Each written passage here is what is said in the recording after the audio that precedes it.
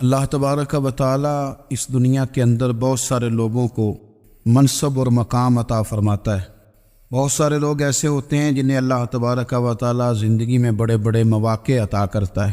وہ چاہیں تو اس موقع سے اپنے ذاتی مفادات حاصل کریں اور چاہیں تو ان اچھے مواقع کو ملت کی، مذہب کی، قوم کی خدمت کے لیے وقف کر دیں۔ کچھ لوگ ایسے ہوتے ہیں کہ جو کسی مقصد کے حصول کی طرف سفر تو کر رہے ہوتے ہیں، لیکن اس کے پیچھے زیادہ تر ان کے ذاتی مفادات کار فرما ہوتے ہیں اور وہ اپنے دنیاوی مقاصد کے لیے، اپنے اور اپنے خاندان کے دنیاوی فوائد کے لیے کوشش کر رہے ہوتے ہیں۔ ایسے لوگ بھی محدود رہ جاتے ہیں، ان کی سوچ بھی محدود رہ جاتی ہے اور کئی دفعہ کچھ تھوڑی دیر کے لیے ان کے نام ابھرتے ہیں اور پھر ہمیشہ کے لیے دب جاتے ہیں۔ کچھ لوگ ایسے ہوتے ہیں جو زندگی کے اندر اللہ کے لیے، اللہ تعالیٰ کی رضا کے لیے، رسول پاک صلی اللہ تعالیٰ علیہ وسلم کی خوشنودی حاصل کرنے کے لیے، دین کی، ملت کی، ملک کی سربلندی کے لیے آگے آنا چاہتے ہیں۔ میرا رب کریم قرآن مجید سورہ حج میں ارشاد فرماتا ہے کہ الذین ان مکناہم فی الارض، کچھ لوگ ایسے ہیں کہ اگر ہم انہیں زمین میں اقتدار دیں، زمین میں اگر ہم انہیں قابو دیں تو وہ کیا کریں گے؟ اقاموا الصلاۃ و آتوا الزکوٰۃ، وہ نماز قائم کریں گے، زکوٰۃ ادا کریں گے، وامروا بالمعروف، نیکی کا حکم دیں گے، ونہوا عن المنکر، اور لوگوں کو بری باتوں سے منع کریں گے۔ وہ دینی، فکری، اصلاحی انقلاب برپا کر دیں گے، نماز کو عام کریں گے، زکوٰۃ کو عام کریں گے، بھلائی کا حکم دیں گے اور برائی سے منع کریں گے۔ اللہ تبارک و تعالیٰ نے ان لوگوں کو جب اقتدار دیا، وہ کون لوگ تھے؟ سیدنا صدیق اکبر، حضرت فاروق اعظم، سیدنا عثمان غنی، حضرت مولا علی رضوان اللہ تعالی علیہم اجمعین۔ اللہ نے جب ان لوگوں کو اقتدار دیا زمین کے اندر، اللہ تبارک و تعالی نے انہیں نبی پاک علیہ الصلاۃ والسلام کی نیابت کے لیے چنا، تو ان لوگوں نے یہ انقلاب برپا کیا، نمازیں عام ہو گئیں، شوق سے لوگ صدقات و خیرات دینے لگے، بھلائی عام ہوئی، برائی کا کلا کما کیا گیا۔ ہمارے ہاں بھی لوگ احتساب کی باتیں کرتے ہیں، ہمارے ہاں بھی لوگ کہتے ہیں کہ میں رشوت خوری کو، کرپشن کو، ناجائز چیزوں کو ہمیشہ کے لیے جڑ سے اکھیڑ پھینکوں گا۔ لوگ دوسروں سے مطالبہ کرتے ہیں کہ یہ سارے کام جائز کریں، لیکن خود اس پر عمل کرنے کو تیار نہیں ہوتے۔ یاد رکھ لیں کہ یہ جو احتساب ہے، یہ انسان کی اپنی ذات سے شروع ہوتا ہے۔ آپ جب نظام احتساب دنیا کے اندر مستحکم کرنا چاہتے ہیں تو اس میں پھر آپ کو اپنی ذات کو سامنے پیش کرنا پڑے گا۔ آج ہم بات کرنے جا رہے ہیں سیدنا فاروق اعظم رضی اللہ تعالیٰ عنہ۔ تو جناب عمر فاروق رضی اللہ تعالیٰ عنہ کا جو نظام احتساب ہے، انہوں نے اس کو گھر سے شروع کیا تھا، اپنے آپ سے اس کا آغاز فرمایا تھا۔ ہمارے ہاں یہ ہوتا ہے کہ جس بندے کے اکاؤنٹ میں اچھے خاصے پیسے ہیں، وہ بل جمع کرانے جائے تو اسے لائن میں نہیں لگنا پڑتا، مینیجر صاحب اسے آگے بلا لیتے، تو وہ بعد میں کیا کہہ رہا ہوتا ہے؟ کہتا ہے دیکھو اللہ نے کتنی عزت دی ہے، مجھے لائن میں نہیں لگنا پڑا۔ بھائی لائن میں لگنا تو آپ کا یہ تھا کہ آپ سمجھتے ہیں کہ سارے مسلمان ہیں، مومنین ہیں، برابر ہیں، تو میں کسی کو تکلیف میں مبتلا نہ کروں۔ جب آپ آگے چلے گئے تھے تو آپ نے بہت سارے لوگوں کا حق مارا تھا، وہ لائن میں جو لگے ہوئے تھے ان کا وقت لمبا ہو گیا تھا۔ آپ نے تو اپنے آپ کو احتساب کے لیے پیش ہی نہیں کیا، بلکہ آپ نے کہہ دیا کہ جناب میرا تو رتبہ اعلیٰ ہے، لہذا یہ میرا حق بنتا تھا، مجھے تو استحکام ملنا چاہیے تھا۔ یہاں بہت سارے لوگوں نے اپنے حق میں چیزوں کو اور رنگ میں پیش کیا۔ سیدنا فاروق اعظم رضی اللہ تعالیٰ عنہ نے اس نظام احتساب کو اپنے گھر سے شروع فرمایا۔ حضرت عمر فاروق رضی اللہ تعالیٰ عنہ اپنے بچوں سے فرمایا کرتے تھے کہ جب میں حکم لوگوں کو کروں گا نا، اپنی رعایا کو، مسلمانوں کو میں کوئی حکم دوں گا تو تمہیں پہلے اس پر عمل کرنا پڑے گا۔ آپ فرمایا کرتے تھے یاد رکھنا، لوگ تمہیں اس طرح دیکھیں گے، لوگ اس طرح تمہیں دیکھیں گے جس طرح گوشت کھانے والا پرندہ گوشت کو دیکھا کرتا ہے۔ چیل گوشت کھاتی ہے تو کیا کبھی اس کو پیغام بھیجنا پڑا ہے کہ تو آجا یہاں گائے مر گئی ہے، بھینس مر گئی ہے؟ خود بخود اس کی نظر ہوتی ہے، وہ پہنچ جاتی۔ جناب عمر فرمانے لگے میرے گھر والوں، میرے بیٹوں، میری بیٹیوں، میری اہلیہ، لوگ تمہیں اس طرح دیکھیں گے جس طرح گوشت کھانے والے پرندے دیکھتے ہیں، لہذا میں جب کسی کو عمل کروں تو پہلے تمہیں اس پر عمل کرنا پڑے گا جب میں کسی کو حکم دوں۔ آپ فرمانے لگے یاد رکھنا، اگر تم نے میرا حکم نہ مانا تو غیروں نے حکم نہ مانا تو انہیں ایک سزا ملے گی، اور اگر میرے گھر والوں نے نہ مانا تو ڈبل سزا ملے گی، تم پر ڈبل سختی کی جائے گی کہ تم نے میری بات کیوں نہیں مانی۔ یہ نظام احتساب ہے۔ ہم نہ دوسروں کے بچوں کا گلا کاٹ کے اپنے بچوں کی خوشیاں لینا چاہتے ہیں، ہم چاہتے ہیں کہ دوسروں کے بچوں کے حصوں کا مال میرے گھر میں آ جاتا ہے۔ کچھ لوگوں کی سیاست چل جاتی ہے، کچھ لوگوں کا فریب اور فراڈ کام کر جاتا ہے، لیکن وہ گھر روشن نہیں ہوتے۔ ان گھروں میں پیسہ ہوتا ہے پر قرار رخصت ہو جاتا ہے، ان گھروں میں آسانیاں اور وسعتیں تو آ جاتی ہیں لیکن ایک دوسرے کا احترام ختم ہو جاتا ہے۔ سیدنا فاروق اعظم رضی اللہ تعالیٰ عنہ کا یہ طریقہ تھا کہ وہ اپنے بچوں پر سختی کرتے۔ آپ ہمارے ملک میں یہ نظام ہے، موجودہ حکمران ہو یا ان سے پچھلے، بچے سب کے ملک سے باہر رہتے ہیں، یہاں رہتے ہیں تو محلات میں، باہر جاتے ہیں تو بڑی بڑی آسائشوں میں۔ ان کے بچوں کے لیے قانون بھی الگ سے ہیں، قاعدے بھی الگ سے ہیں، اور ہمارے ملک کے اندر تو ایک باقاعدہ پروٹوکول کا سسٹم ہے، اس سسٹم سے گزر کر بڑے بڑے لوگ چلنا پسند کرتے ہیں۔ ہمارے زمانے میں بھی کچھ چیزیں سرکاری ہوتی ہیں خالص، لیکن عجیب نظام ہے نا، ہر چیز کا کرایہ بڑھ جاتا ہے، سرکاری دکان کا نہیں بڑھتا۔ باقی دکانیں 5-6 سال کے لیے ملتی ہیں، سرکاری دکان پہ آپ قبضہ کرنا چاہیں تو پورے 100 سال کے لیے مل جاتی ہے، چونکہ یہ عام عوام کی پراپرٹی ہے تو اس کے ساتھ جو مرضی کو سلوک کرے۔ ایک سرکاری چراگاہ تھی جس کے اندر جانور چرا کرتے تھے، ہمارے یہاں بھی پنجاب میں کچھ جگہیں ہوتی ہیں تو ہم لوگ کہتے ہیں شام لاٹ ہے، سرکاری چراگاہ میں جانور چرا کرتے تھے۔ حضرت عمر فاروق رضی اللہ تعالیٰ عنہ کے صاحبزادے سیدنا عبداللہ ابن عمر رضی اللہ تعالیٰ عنہ نے بھی ایک اونٹ خرید لیا، تو سب لوگوں کے جانور سرکاری چراگاہ میں چرتے تھے، آپ نے بھی اپنا جانور وہاں چرنے کے لیے کھانے پینے کے لیے چھوڑ دیا۔ وہ جب اونٹ آیا تو پتلا تھا، کچھ دنوں کے بعد وہ فربا ہو گیا، طاقتور ہو گیا، موٹا تازہ ہو گیا۔ حضرت سیدنا عبداللہ ابن عمر رضی اللہ تعالیٰ عنہ نے بیچا تو وہ ڈبل قیمت سے بھی زیادہ کا بکا، کیونکہ پہلے دبلا پتلا تھا، اب موٹا تازہ فربا ہو گیا۔ حضرت سیدنا فاروق اعظم رضی اللہ تعالیٰ عنہ کو پتہ چلا تو بلایا، فرمایا پتر اونٹ بیچ دیا ہے؟ ابا جی بیچ دیا ہے۔ فرمایا کتنے کا خریدا تھا؟ اتنے کا۔ بیچا کتنے کا؟ ڈبل قیمت بتائی۔ فرمایا اس طرح کر کے اصل رکھ لے اور جو اوپر ملی ہے مجھے دے دے۔ حضور آپ نے کیا کرنی ہے؟ فرمایا میں سرکاری خزانے میں جمع کروں گا۔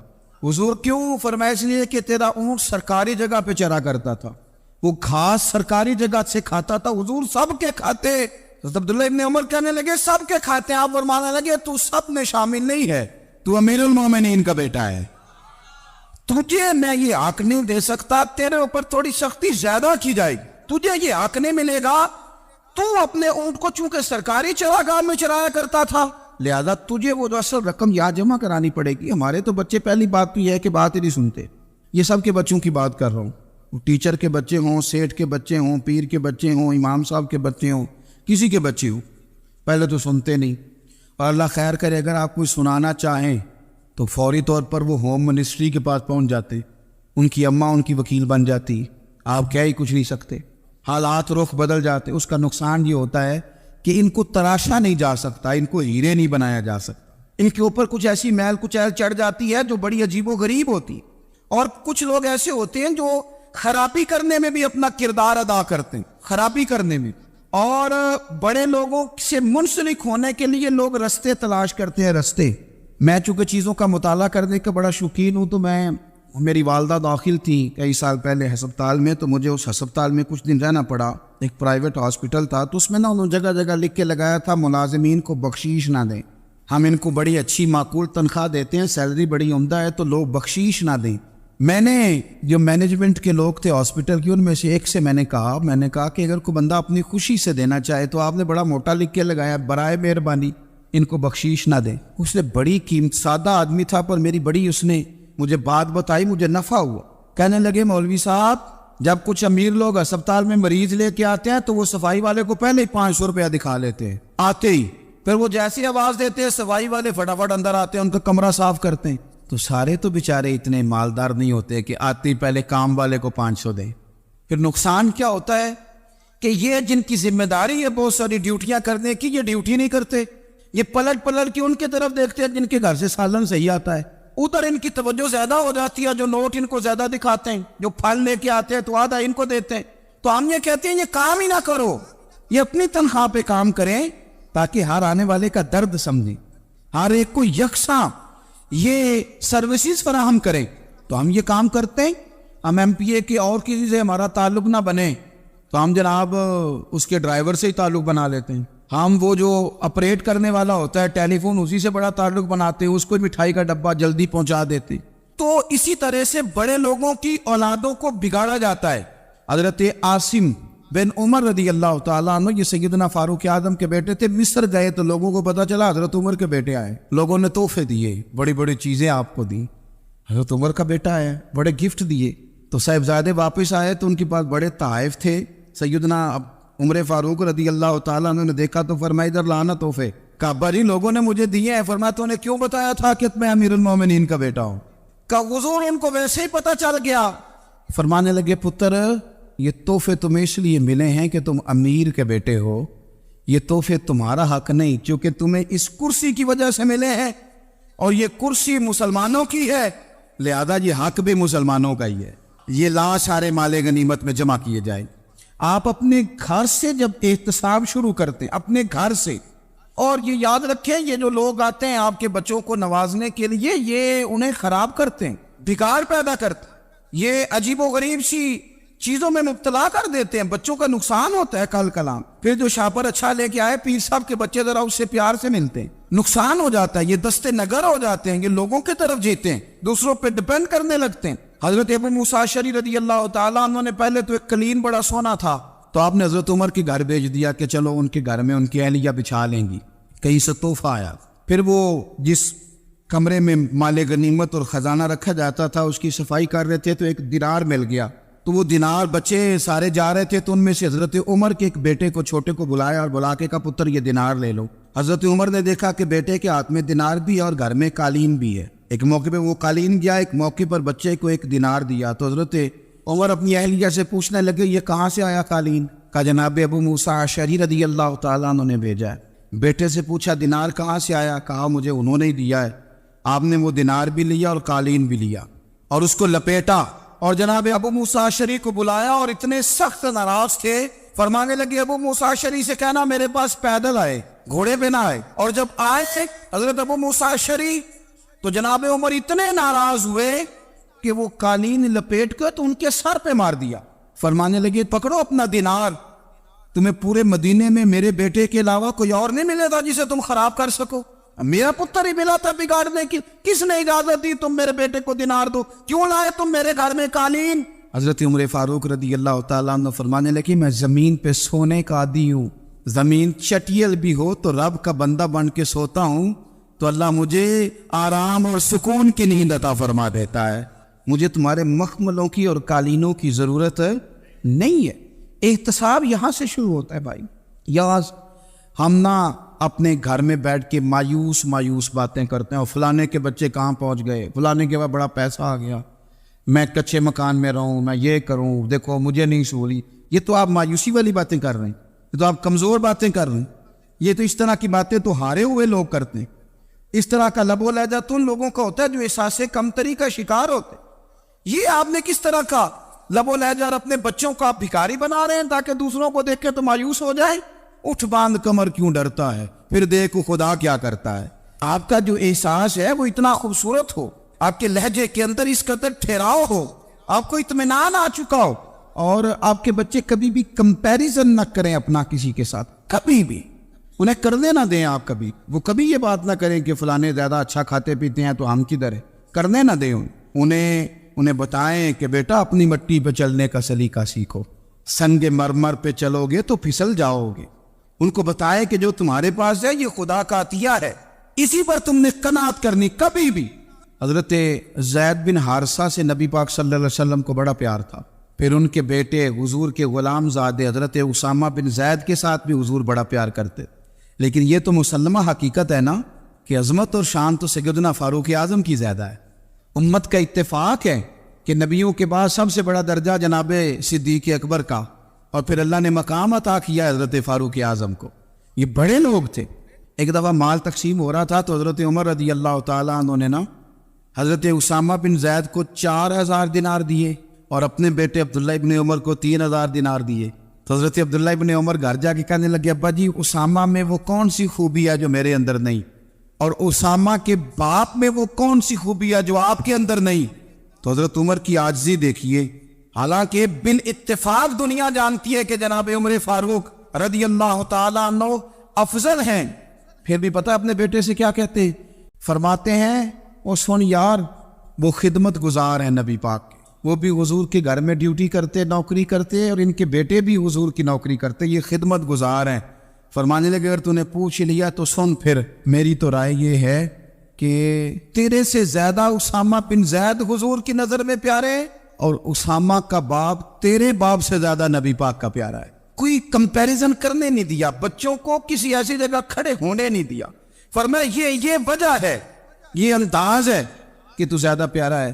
حضرت عمر فاروق رضی اللہ تعالیٰ عنہ پسند نہیں کرتے تھے، ذرا برابر بھی پسند نہیں کرتے تھے کہ کوئی شخص اور مال آتا تو اپنے رشتہ داروں کو نوازنے سے بچتے۔ مال غنیمت آتا ہے نا، ہمارے ہاں تو اللہ خیر کرے جب کوئی بندہ کونسلر بنتا ہے، چیئرمین بنتا ہے، تو ٹھیکہ کس کو دیتا ہے؟ کوئی چلو بھتیجا مل جائے، کوئی بانجا مل جائے، کوئی چھوٹا بھائی، اسے بھی کام مل جاتا ہے ساتھ۔ نوازنے پہ لوگ آتے ہیں تو وہ تلاش کرتے ہیں کہ کہاں کو میرا ہے، وہ ٹینڈر ہی ان کے نام کے پاس ہوتے ہیں جن کی طرف ذرا نظر کرم زیادہ ہوتی۔ حضرت عمر فاروق مال تقسیم کر رہے تھے تو بیٹی آگے کہنے لگی ابا جی رشتہ داروں کا بھی حق ہوتا ہے، آپ سب کو دیتے ہیں، آپ کے قریب ہی نہیں آتے۔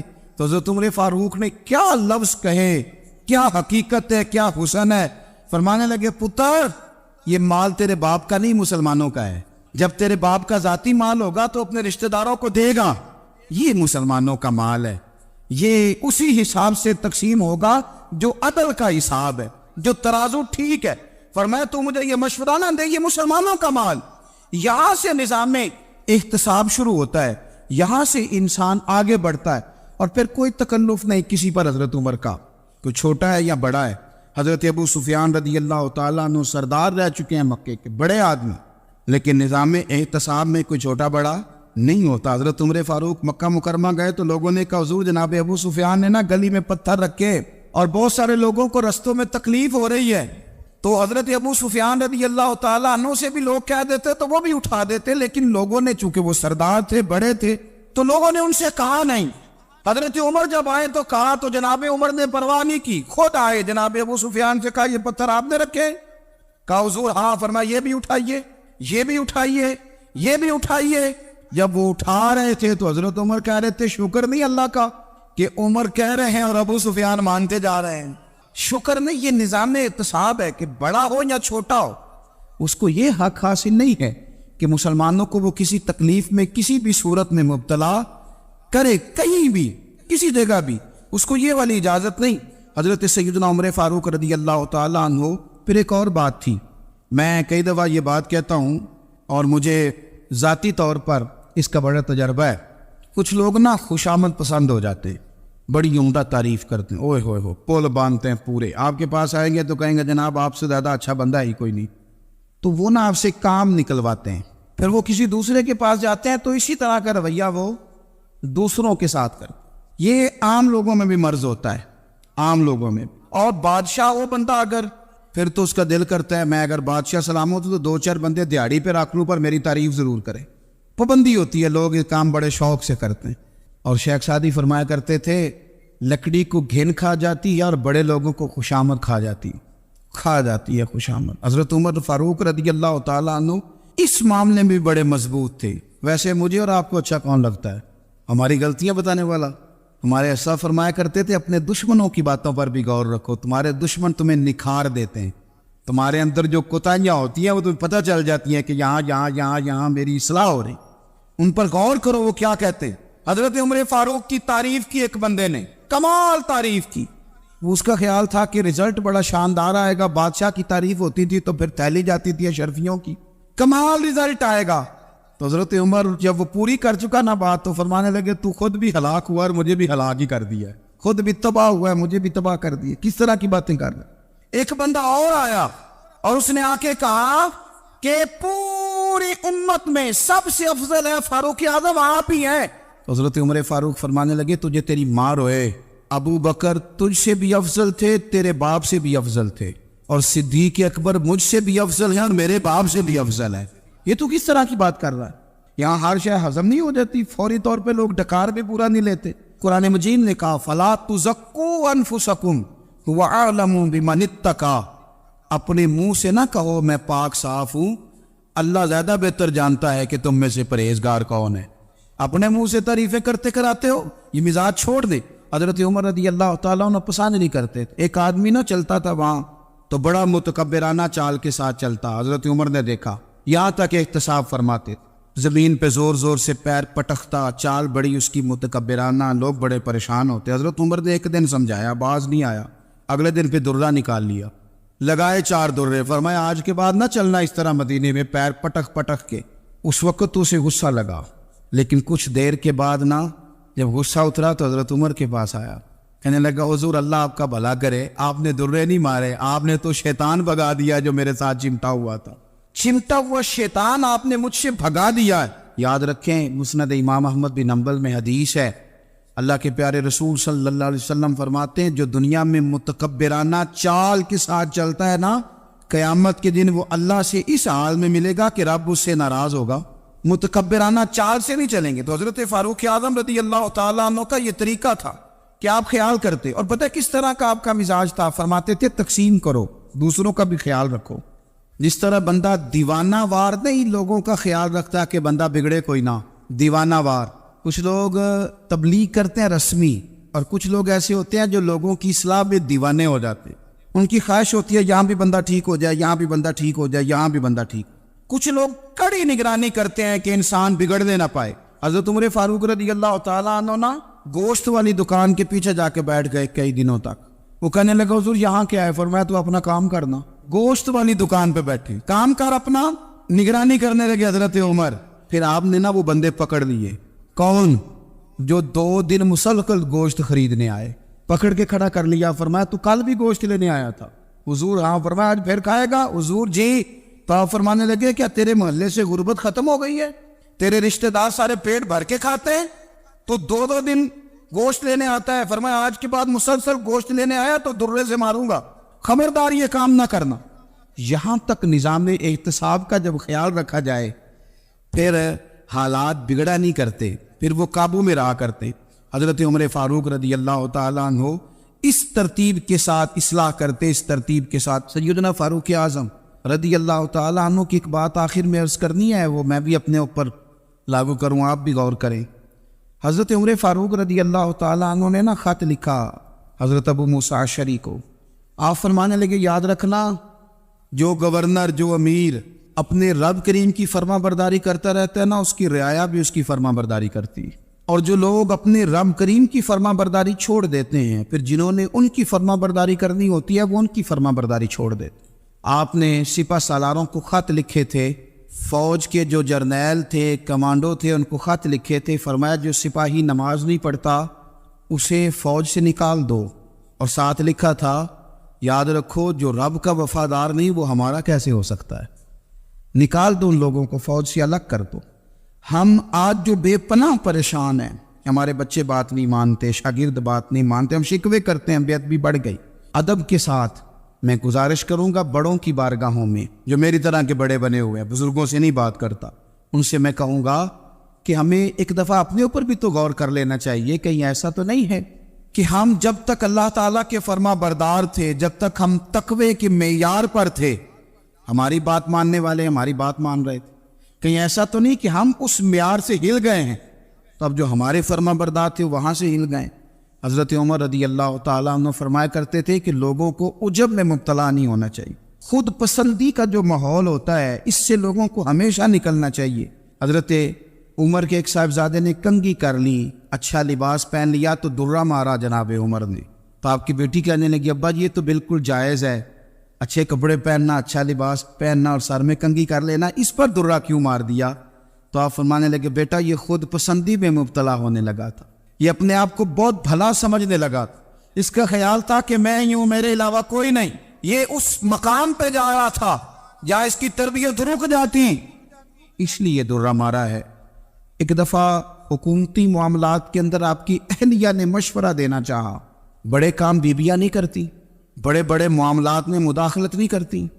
ہمارے بر صغیر میں وہ بادشاہ نہیں گزرا کہ جو فیصلہ کرتا تھا تو کرسی پہ بیٹھ جاتا تھا اور پردے کے پیچھے اس کی بیوی بیٹھ جاتی تھی، اور جب وہ فیصلہ سنانے لگتا تو یوں گردن پیچھے کرتا اور اہلیہ جو کہتی وہ فیصلہ سنا دیتا۔ لیکن ایک دفعہ خاتون نے ایک آدمی کو حضرت عمر نے معزول کیا تو آپ کی اہلیہ نے اس آدمی کی اہلیہ حضرت عمر کی اہلیہ سے ملی ہوگی، تو خاتون نے ذرا سفارش کرنی چاہیے، تو جناب عمر فاروق رضی اللہ تعالیٰ عنہ کے ہاتھ میں عصا تھا، ڈنڈا تھا، 2-3 دفعہ زمین پہ مارا، فرمایا تمہیں کس نے اجازت دی ہے حکومتی معاملات میں مشورہ دینے کی؟ یہ مشورہ مولا علی دیں گے یا عثمان غنی دیں گے؟ آپ کو کس نے اجازت دی؟ وہ حکومتی معاملات، وہ مسلمانوں کا اجتماعی معاملہ، وہ مسلمان دیکھیں، آپ کو اس میں آنے کی اجازت نہیں ہے۔ جو آپ کی ذمہ داریاں ہیں، آپ کے حقوق ہیں، ان پر آپ بات کریں۔ تو بھائی نظام میں احتساب اپنی ذات سے شروع کریں۔ ہماری اولادیں، ہمارے بچے، وہ باہر سے انہوں نے زیادہ اثر نہیں لیا، ہم نے انہیں بتایا ہے کہ ہم بڑے غریب ہیں، ہم بڑے مجبور ہیں، ہم تو بڑے کمزور ہیں، ہماری تو سنتا کوئی نہیں، یہ تو امیروں کا ملک ہے، اس میں تو فلانے کو اہمیت حاصل ہے۔ ان باتوں نے ہمارے بچوں کو کمزور کیا ہے، ان باتوں نے ہمارے بچوں کے دلوں میں احساس کمزوری پیدا کیا ہے۔ آپ ان کو جینا سکھائیں، آپ ان لوگوں کو بتلائیں کہ رب کریم نے جو تمہارے لیے بہتر سمجھا وہ تمہیں اپنے فضل سے بڑا عطا فرمایا ہے۔ آپ ان کو ان کے مقام پر رہ کر خوددار اور قناعت پسند ہونا سکھائیں، آپ یقین کریں گھر امن والا بن جائے گا۔ بچے اگر بھنا ہوا گوشت کھا رہے ہوں اور پھر بھی لاڑی رہے ہوں کہ مسالہ میری مرضی کا نہیں، سٹائل میری مرضی کا نہیں، ٹیسٹ میری مرضی کا نہیں، یہ والا گوشت میں نے نہیں کھانا، یہ اس طرح کر کے بھنا ہوتا تو پھر میں نے کھانا تھا، وہ زیادہ خوفناک صورتحال ہو جاتی ہے۔ لیکن اگر ابا جی، اماں جی، گھر والے کھیتوں میں کام کر رہے ہوں اور بچے اچار کے ساتھ روٹی لے کے جائے اور بننے پہ بیٹھ کے، پھٹے پہ بیٹھ کے وہ پھر کھانا شروع کریں، اور جب وہ اچار آئے اور وہ ایک دوسرے کو کہیں کہ آج تو 2 کلے ہو گئے میرے کام کے، اس دفعہ تو دیکھنا ہماری فصل کتنی شاندار ہوگی، ایک دوسرے کو دیکھ دیکھ کے وہ ہنسی اور مسکرائے اور ان کی باتوں میں لذت ہو، اور پھر وہ کہیں کہ آم بڑے اچھے مل گئے تھے، دیکھو اچار کتنا سونا آ گیا ہے، دیکھو یہ کہ کس قدر زیادہ اچھا ٹیسٹ ہے، تیل بھی بڑا اچھا ہے، گل بھی بڑے وقت پہ گیا ہے۔ آپ یقین کریں یوں لگتا ہے کہ کائنات کی سب سے بہترین روٹی یہ لوگ کھا رہے ہیں۔ یہ سوچ حضرت عمر نے ہمیں دی ہے۔ حضرت عمر کا بیٹا مصر گیا، وہاں سے کمائی کر کے لایا، تجارت کرنے گیا، لاکھوں کا مال۔ کون سا باپ ہے دنیا میں جس کا بیٹا باہر سے پیسے لے کے آئے تو ابا تفصیل پوچھے کہ بیٹا کہاں سے کمائے، کہاں سے لایا، کتنے ملے، کیوں آئے؟ کون سا باپ تفصیل پوچھتا ہے؟ ابا تو کہتا ہے لا صحیح، اور تعریفیں کرتا ہے میرا بیٹا بڑی کمائی کرتا ہے۔ کبھی پوچھا ہے اس سے کہ ڈیوٹی صحیح دیتا ہے کہ نہیں؟ کبھی پوچھا ہے کہ تو ایمانداری کی روزی لاتا ہے کہ حرام کی کماتا ہے؟ یہ باپ کی ذمہ داری ہے، یہ اماں کی ذمہ داری ہے۔ پھر کہتا ہے بیماری کیسے آ گئی، پریشانی کیسے آ گئی؟ تو نے کبھی سوال کیا اپنی اولاد سے؟ حضرت عمر فاروق رضی اللہ تعالیٰ عنہ کا بیٹا مصر سے پیسے کما کے لایا تو جناب عمر نے بلایا، فرمایا بیٹے اتنی تو تیرے پاس راس ہی نہیں تھی، تھوڑے سے تو پیسے لے کے گیا تھا، اتنی کمائی کیسی ہو گئی؟ اتنے تو پیسے نہیں تھے صاحب، کہاں سے کمائی لائے؟ اس نے کہا ابا جی وہ جو میرے چچا ہے نا مصر کے گورنر، آپ کے دوست، انہوں نے میری مدد کی ہے۔ فرمایا جتنے لوگ گئے تھے سب کی ہے مدد اس نے؟ کہا نہیں صرف میرے کی۔ فرمایا تیرے کیوں کی؟ کہا حضور آپ کے دوست ہے۔ فرمایا چپ کر، حضور انہوں نے مجھے اتنے پیسے دیے، میں نے کاروبار میں ڈالے تو نفع آیا تو میں ان کی رقم دے کے۔ فرمایا خاموش ہو جا، باقی جتنے لوگ گئے تھے سب کی مدد کی اس نے؟ کہا نہیں حضور صرف میری کی۔ فرمایا اس نے تیری مدد نہیں کی، اس نے خلیفہ کے بیٹے کی مدد کی، اس لیے کہ وہ خلیفہ کو اپنے حق میں نرم کر سکے۔ فرمایا آدھا مال تیرا ہے، آدھا مال غنیمت کا ہے، مال خزانہ کا ہے، مسلمانوں کا ہے، اس لیے کہ تو جو وہاں سے مال کما کے لایا ہے وہ اپنے باپ کے خلیفہ ہونے کی وجہ سے کما کے لایا ہے، لہذا رکھ ادھر۔ یا کہتے ہیں کدھر سے آیا، کیسے آیا، کون سا حساب دے، کیا کرے؟ او بھائی حضرت عمر رضی اللہ تعالیٰ عنہ کا اپنی اولاد کے بارے میں یہ رنگ ہے۔ ایک جنگ سے نا خوشبو آئی، خوشبو بڑی مہنگی ہوتی تھی، عرب میں خوشبو آج بھی بڑی مہنگی ہے، وہ زیادہ استعمال کرتے۔ میری باتوں کی سمجھ آ رہی ہے میرے بھائی؟ بڑی مہنگی خوشبو تھی۔ جب وہ خوشبو آئی تو حضرت عمر نے کہا، گھر میں پہلے پہنچی حضرت عمر کے، چونکہ زیادہ عورتیں استعمال کرتی تھی گھر کے اندر خوشبو، مرد بھی لگاتے تھے۔ حضرت عمر نے اپنی بیوی سے کہا، آپ کی زوجہ تو تھی وہ بڑی خوشبو کو پسند کرتی۔ حضرت عمر نے اپنی زوجہ سے کہا کہ خوشبو لاؤ، میں نے ایک عورت کی ڈیوٹی لگائی ہے، وہ خوشبو تول کے نا تو بھائیسا برابر صحابہ میں بانٹ دے گی۔ تو آپ کی زوجہ کہنے لگی کسی بی بی کی ڈیوٹی لگانے کی کیا ضرورت تھی، میں جو موجود تھی میں بانٹ دیتی ہوں تول کے بھائیسا برابر۔ آپ نے فرمایا نہیں تو رہنے دے، وہ فلانے بی بی بانٹے گی۔ حضور میں نے بھی بانٹنی ہے، میرے پہ کچھ حق ہے؟ آپ نے فرمایا نہیں تو تفصیل نہ پوچھ، تو خوشبو دے دے، کوئی اور بانٹے گی۔ خاتون خانہ تھی نا، کہنے لگی نہیں مجھے بھی آج آپ کو بتانا ہی پڑے گا کہ کوئی جو بانٹ سکتی ہے تو میں کیوں نہیں بانٹ سکتی؟ زوجہ کہتی عمر نے بات کی تو میری چیخیں نکل گئیں. حضرت عمر فرمانے لگے جب تو خوشبو بانٹے گی نا تیرے ہاتھوں کو بھی لگے گی, تیرے دوپٹوں کو بھی لگ جائے گی. اگر رب کریم نے مجھ سے سوال پوچھا کہ عمر خوشبو تو مسلمانوں کی تھی, تیری بیوی کے دوپٹے کو کیوں لگ گئی, تو میں اللہ کے حضور کیا جواب دوں گا؟ اگر اللہ نے یہ سوال کیا کہ تیری بیوی نے کیوں لگائی, وہ تو حصہ تھا مسلمانوں کا, تو تو نے تیری بیوی نے کیوں لگائی؟ تو فرمایا میں نہیں چاہتا کہ اللہ کے حضور مجھے اور تجھے باز پرس ہو, لہذا کسی اور کو بانٹنے دے.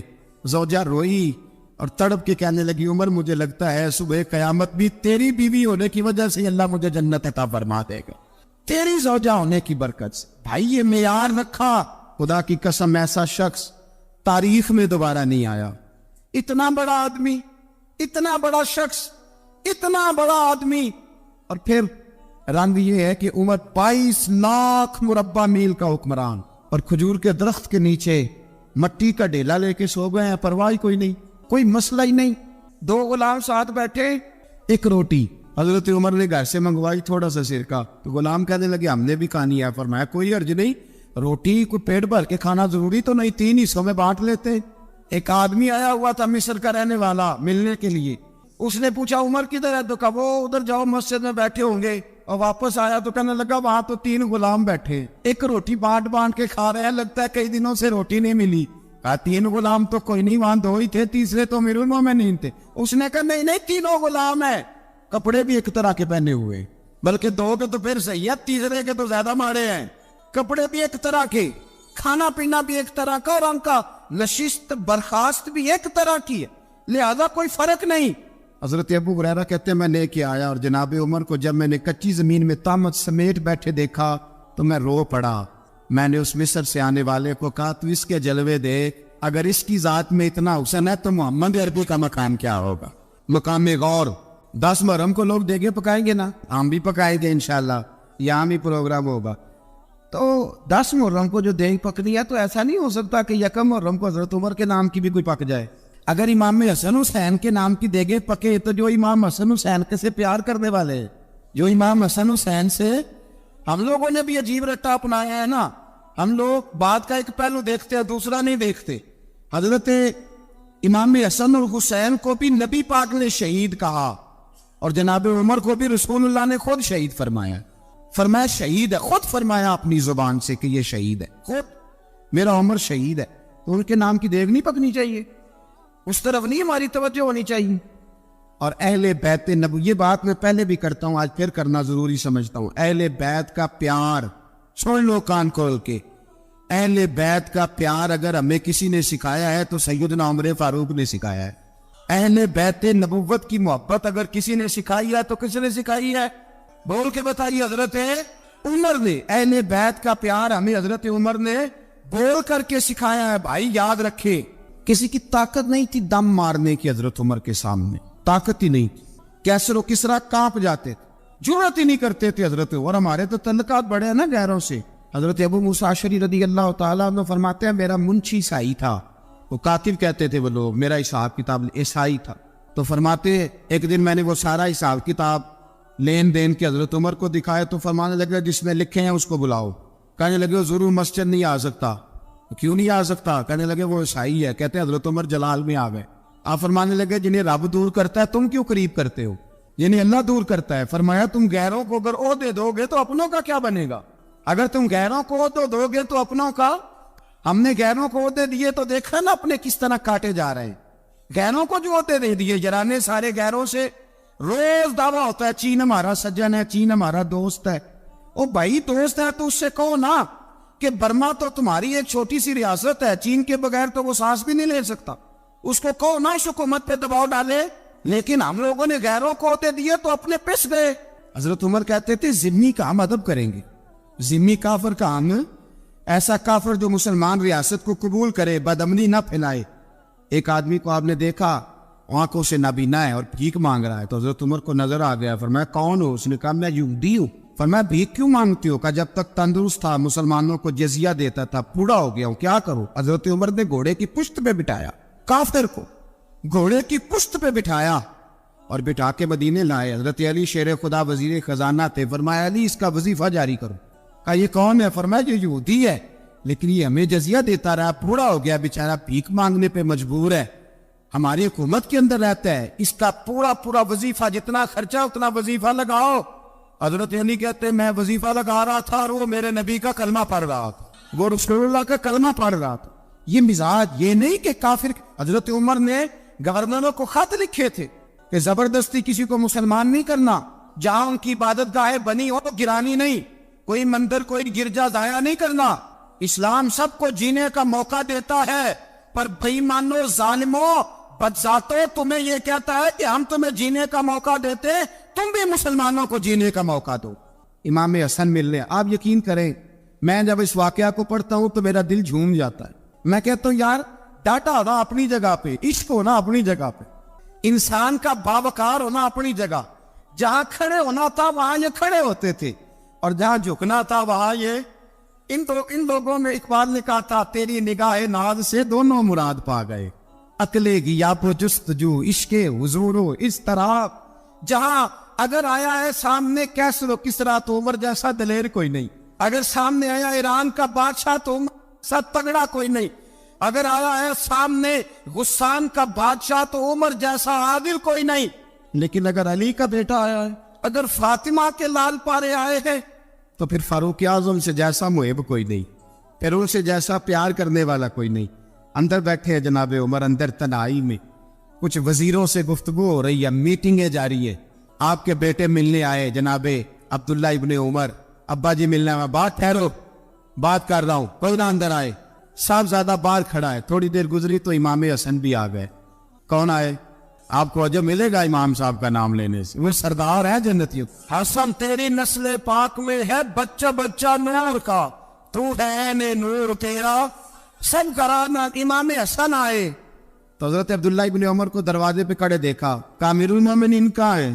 کہنے لگے حضرت عمر کے بیٹے. کہنے لگے وہ اندر بیٹھے, کچھ میٹنگ ہو رہی ہے, اور انہوں نے کہا کوئی اندر نہ آئے, لیکن آپ جانا چاہے تو چلے جائیں. تو انہوں نے کہا جب آپ باہر کھڑے ہیں تو مجھے کوئی اتنا ضروری کام نہیں, اور ابھی زور کی نماز تھوڑی دیر میں ہوگی, میں مسجد میں مل لوں گا امیر المومنین سے. یہ بات کہہ کے امام حسن چلے گئے. یار اتنی بڑی بات نہیں تھی, اور میرے استادوں کا بیٹا بھی آئے تو کہا ٹھیک ہے جی وہ سوئے ہوئے, تو کوئی غرض نہیں یار, میں ٹھہر کے آ جاؤں گا, کوئی بڑی بات نہیں تھی. دیکھا جائے تو بڑی بات نہیں تھی, پر بات بہت بڑی تھی, اس لیے کہ یہ خالی حسن نہیں, یہ حسن ابن علی ہے, یہ حضرت فاطمہ کے لخت جگر. حضرت عمر باہر نکلے, عبداللہ ابن عمر سے پوچھا کوئی آیا تو نہیں؟ تو کہا حضور امام حسن آئے تھے. تو کہا پھر شہزادے کو اندر کیوں نہیں بھیجا؟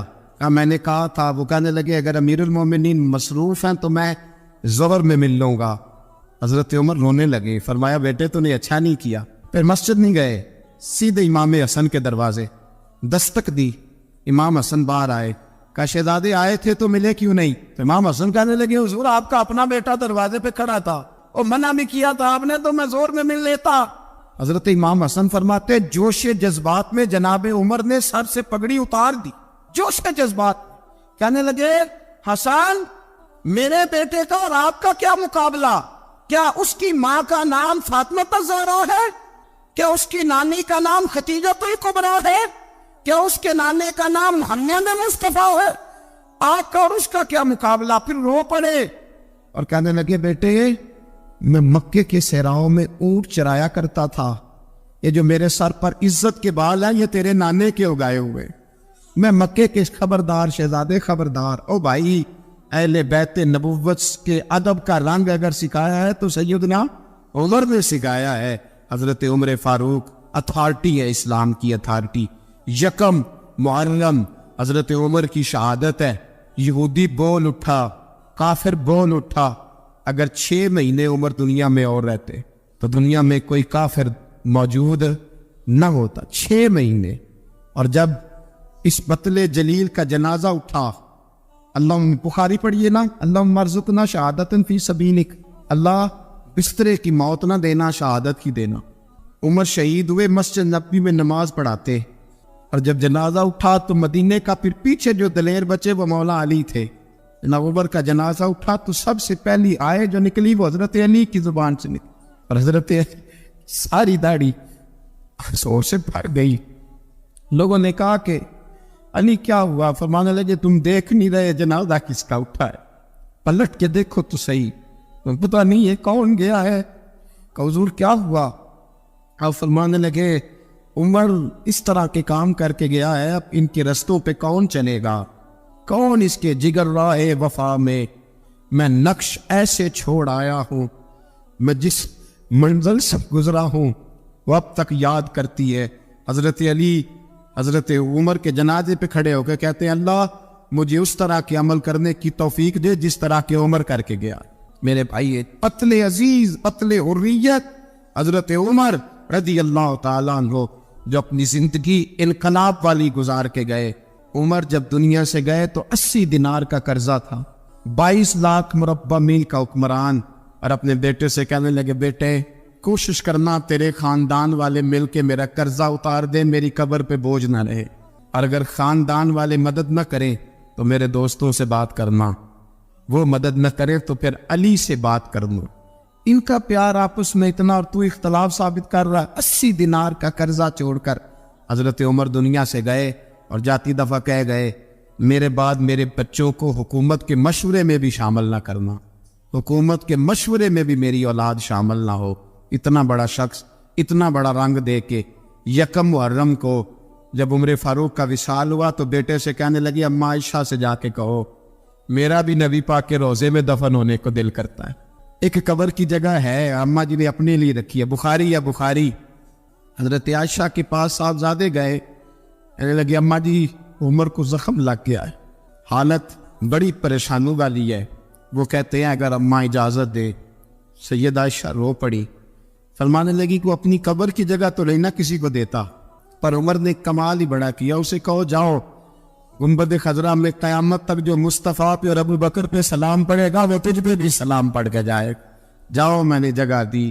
حضرت عمر فاروق رضی اللہ تعالیٰ عنہ مدینے کی گلی سے گزر رہے ہیں، امیر المومنین ہے، مدینے کی گلی سے گزر رہے ہیں، ایک گھر کے اندر سے بچیوں کے رونے کی آواز آئی، بچیاں رو رہی ہیں، اور بچی اپنی ماں سے کیا کہتی ہے؟ کہتی اماں ابو بکر تو اب انتقال کر گئے، حضرت عمر کا پہلے دن ہے خلافت کا، اب ہمارا کیا بنے گا؟ ابو بکر تو وصال کر گئے۔ حضرت عمر فاروق رضی اللہ تعالیٰ عنہ نے رونے کی آواز سنی، دروازے پہ دستک دی، کہا بیٹو کیا بات ہے؟ تو بچیاں کہنے لگی عمر ہمارے ابا جی ہماری 10-15 بکریاں ہیں، تو ہمارے والد صاحب ان کا دودھ دھو کے بیچا کرتے تھے، گزارا ہو جاتا تھا۔ جس دن ابا جی فوت ہوئے تو اس دن سے لے کر ابو بکر صدیق روز عصر کے بعد آیا کرتے تھے، ہماری بکریوں کا دودھ دھو کے دیتے تھے، کچھ ہم پیتی تھی کچھ بیچ لیتی تھی، گزارا چلتا تھا۔ جس دن ابو بکر صدیق خلیفہ بنے تو ہم نے جا کے کہا ابو بکر اب کون دودھ دھوئے گا؟ تو سیدنا صدیق اکبر رضی اللہ تعالیٰ عنہ نے فرمایا بیٹے پہلے تو میں مرضی سے خدمت کرتا تھا، اب تو مصطفیٰ کی امت کی نوکری میری ڈیوٹی بن گئی ہے، تو میں آؤں گا۔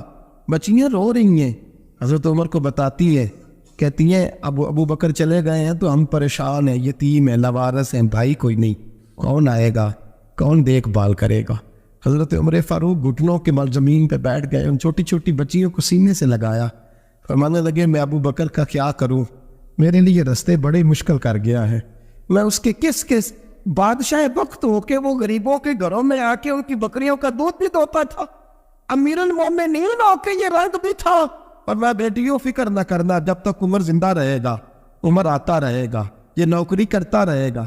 کوئی دن بیتے تو حضرت عمر فاروق کو یاد آیا مدینے میں ایک بوڑھی اماں بھی رہتی ہے جس کا کوئی گھر کا کام کرنے والا نہیں، اور جس بی بی کا کوئی بال بچہ نہیں، اور آنکھوں سے بھی وہ نابینی ہے۔ حضرت ابو بکر صدیق رات کے سناٹے میں جایا کرتے تھے، اس کے گھر میں جھاڑو دیتے تھے، یہ بادشاہ ہے، اس کی فقیری کا رنگ دیکھو، اس کو کنویں سے پانی بھر کے لا کے دیتے تھے، اور یہ لفظ آپ سنیں گے تو حیران ہو جائیں گے۔ اس بوڑھی اماں کے لیے نا ایک کونے میں گھر میں دور بار سینے میں ایک جگہ کھود دی تھی جہاں وہ بی بی پخانہ اور پیشاب کرتی تھی۔ امیر المومنین حضرت ابو بکر صدیق رات کو جاتے تھے اور اس کا وہ پخانہ وہاں سے اٹھا کے باہر پھینک کے آیا کرتے تھے۔ اس عورت نے پیغام بھیجا کہ عمر سے کہو میری بھی ڈیوٹیاں تو نہیں سر انجام دینی ہے۔ عمر فاروق ساری رات کام کرتے، سناٹا گہرا ہوتا، جھاڑو دبایا ہے بغل میں، اور عمر فاروق نکلے ہوئے اس بی بی کے گھر میں جھاڑو دیا جا رہا ہے۔ حضرت انس بن مالک فرماتے ہیں میں نے آخری عمر میں بھی اس بوڑھے عمر کو دیکھا ہے، اس بڑھاپے میں بھی میں نے اس شخص کو دیکھا ہے کہ جب وجود کمزور ہو گیا، داڑھی سفید ہو گئی، لیکن پھر بھی اس کا انداز نہیں بدلا۔ اس نے ساری زندگی بادشاہی میں فقیری کر کے گزار دی، یہ پھر بھی کسی کے گھر میں جھاڑو دیتا ہے، کسی کی بکریوں کا دودھ دھوتا ہے، یہ کسی غریب میرے دوست یہ۔ اور جب سیدنا فاروق اعظم رضی اللہ تعالیٰ عنہ خطبہ دینے بیٹھتے تو کپڑے پھٹے ہیں، پیبند لگے ہیں، مزاج سادہ ہے، بڑا مال آیا ہے، بڑا مال، لیکن تقسیم کر دیا۔ اور یہی انداز آگے اپنے گورنروں کو دیا۔ حضرت سعید بن عامر رضی اللہ تعالیٰ عنہ آپ کے گورنر ہیں، حمص کے گورنر ہیں۔ جب لسٹ آئی نا غریبوں کی، حضرت عمر نے کہا کہ حمص کے جتنے غریب لوگ ہیں ان کی لسٹ بنا کے بھیجو، ان کو چندہ لگانا ہے۔ تو 17ویں 18ویں نمبر پر حضرت سعید بن عامر کا نام بھی آ گیا، گورنر صاحب کا۔ تو حضرت عمر نے سوچا شاید کوئی اور سعید بن عامر ہے، فرمانے لگے یہ کون ہے؟ جس کی ڈیوٹی لگائی تھی اس سے کہنے لگے یہ سعید کون ہے؟ تو کہا حضرت جی ہمارے صوبے کا گورنر۔ تو فرمایا اس کی لسٹ فقیروں میں؟ فرمانے لگے پتہ نہیں آپ نے کیا رنگ بھر کے بھیجا ہے، مہینہ مہینہ یہ شخص درختوں کے پتے کھا کے گزارا کر دیتا۔ کہ یہ میں فرشتوں کی کہانیاں نہیں سنا رہا آپ کو، میں آپ کو جنات کی جہار میں بالا کی باتیں نہیں، اس دھرتی پہ بسنے والے، اس دھرتی پہ وقت گزارنے والے میرے رسول پاک کے تیار کردہ ہیروں کی باتیں عرض کر رہا ہوں۔ حضرت عمر گئے ایک دفعہ، کہا مجھے بتاؤ تمہارا گورنر کیسا ہے؟ تو حمص کے لوگ کہنے لگے ہمیں اپنے گورنر سے 4 شکایتیں۔ کون کون سی؟ کہ پہلی بات تو یہ ہے کہ گورنر صاحب کو چاہیے فجر کے وقت آئے، یہ سورج نکل آتا ہے تو باہر آتے ہیں گھر سے، آپ کہہ کے تو دیکھیں کسی معمولی سرکاری ملازم سے بھی، پھر آپ دیکھیے آپ کا کیا بنتا ہے۔ کہا یہ سورج نکلتے وقت آتے ہیں۔ دوسری شکایت یہ ہے کہ دن کو ملتے ہیں رات کو نہیں ملتے۔ تیسری شکایت یہ ہے کہ مہینے میں ایک دن ملتے ہی نہیں گورنر صاحب۔ چوتھی شکایت ہے کہ روتے ہیں، کبھی کبھی اتنا روتے ہیں کہ بے ہوش ہو جاتے ہیں۔ حضرت فاروق اعظم نے کھڑا کر لیا، فرمایا سعید تیری شکایات آئینہ کا حضور حکم۔ فرمایا سنا ہے، پہلے تو فجر کے وقت آ جاتا تھا لوگوں کے مسائل سننے، اب تو سورج نکلتے وقت آتا ہے۔ کہا حضور بیوی بیمار ہو گئی ہے اور گھر میں نوکر تو ہے کوئی نہیں، تو میں سویرے اٹھتا ہوں تو پہلے ناشتہ بناتا ہوں، بچوں کو کھلاتا ہوں۔ اس عورت نے 35 سال میرے ساتھ وفا کی ہے، اب چارپائی پہ ہے تو میں اس کے منہ میں نکمے ڈالتا ہوں۔ کہا اسے کھانا کھلا کے جب وہ دعا دیتی ہے تو پھر نکلتا ہوں۔ تو کہا سنا ہے تو ہفتے میں ایک دن ملتا ہی نہیں، مہینے میں۔ کہنے لگی حضرت جی جب مدینے سے آیا تھا تو ایک کرتا اور ایک تامد ساتھ لایا تھا، مجھے آج 2.5 سال ہو گئے ہیں، میں نیا لباس نہیں خرید پایا۔ میں نے عرض کی میں اس دھرتی میں بسنے والے لوگوں کی داستان سنا رہا ہوں۔ کہا میں اپنی تاب میں دھو کر خشک ہونے کو ڈال دیتا ہوں، اسے آدھا دن لگ جاتا ہے، خشک ہوتی ہے تو تاب میں پہن کے قمیض دھو لیتا ہوں اور پھر قمیض ڈال دیتا ہوں۔ حضرت جی سارا دن بیت جاتا ہے تو باہر نہیں آ پاتا۔ حضرت عمر فاروق کی گردن جھک گئی، کہا سنا ہے تو رات کو ملتا ہی نہیں، یہ لفظ کہے تو حضرت سعید بن عامر کہنے لگے یہ میرا راز تھا، آپ میرے امیر نہ ہوتے تو کبھی فحش نہ کرتا، دن میں نے بندوں کے لیے رکھا ہے، رات اپنے رب کے لیے رکھی ہوئی ہے۔ میں رات کی تنہائیوں میں اپنے کریم کی بارگاہ میں جاتا ہوں اور میں سارے دن کے گناہوں کی معافی مانگتا ہوں، میں اپنی غلطیوں کی تلافی کا سوال کرتا ہوں، اس کے حضور جاتا ہوں، اسے دکھڑے سناتا ہوں، رات میری اس کے لیے بیت جاتی ہے۔ حضرت عمر کی اور گردن جھک گئی، فرمایا یہ بتا کہ تو ملتا ہی نہیں، کہ کبھی کبھی تو روتا ہے اور بے ہوش ہو جاتا ہے۔ حضرت جی 40 سال کی عمر میں کلمہ پڑھا ہے، جب 40 سال کے پچھلے گناہ یاد آتے ہیں تو کب پھر میں ضبط نہیں کر پاتا، وہ خطائیں، وہ پاپ، وہ جرم، وہ خطائیں جب سوچتا ہوں کہ رب کھڑا کر کے پوچھے گا بتا یہ جرم کیوں کیا، تو وہ احساس مجھے پریشان کر دیتا ہے۔ حضرت جی میں پھر برداشت نہیں کر پاتا، پھر میں تڑپ اٹھتا ہوں، میری یہ کوتاہیاں ہیں، بتائیے کیا کہتے ہیں۔ حضرت فاروق اعظم نے گردن اٹھائی تو آنکھوں میں آنسو تھے، کہنے لگے یا اللہ مجھے اس جیسے کچھ اور گورنر بھی عطا فرما، یا اللہ اس جیسے کچھ اور گورنر بھی۔ عزیزو اپنا حال کیا ہے؟ ملک شام جب فتح ہوا تو حضرت سعد بن ابی وقاص رضی اللہ تعالیٰ عنہ کہتے ہیں کہ کچھ لوگ مجھے کہنے لگے کہ ہم آپ سے معاملات طے نہیں کریں گے، ہم جزیہ دیں گے، ٹیکس دیں گے، اسلامی حکومت کے زیر اثر آئیں گے، لیکن آپ سے معاملات طے نہیں کریں گے، اپنے امیر کو بلائیے۔ تو حضرت سیدنا سعد بن ابی وقاص کہتے ہیں میں نے خط لکھا، فرماتے خط لکھا، حضرت عمر کو. میں نے کہا جناب آئیے. جواب میں حضرت عمر نے خط میں جواب لکھا کہ فلاں دن فلاں تاریخ فلاں وقت میں ملک کے شام پہنچ جاؤں گا. حضرت سیدنا عمر چلے گھر سے. ایک غلام، ایک گھوڑا، ایک نیزہ. حضرت فاروق اعظم نے کچھ کھجوریں، خشک کھجوریں، کچھ سرکہ باندھ کے رکھ لیا رستے میں کھانے کو. یہ بادشاہی میں فقیری ہو رہی ہے. لاکھوں مربع میل کا حکمران ہے، کروڑوں اربوں روپے پاس پڑے ہوئے ہو. وہ ساری چیزیں رکھ لی اور سیدنا عمر فاروق رضی اللہ تعالیٰ عنہ چلنے لگے. اب غلام سے کہنے لگے بھئی میرا گھوڑا ذرا ماڑا ہے، کمزور ہے، طے کر لیں اتنے میل تو گھوڑے پہ بیٹھے گا، میں پیدل چلوں گا.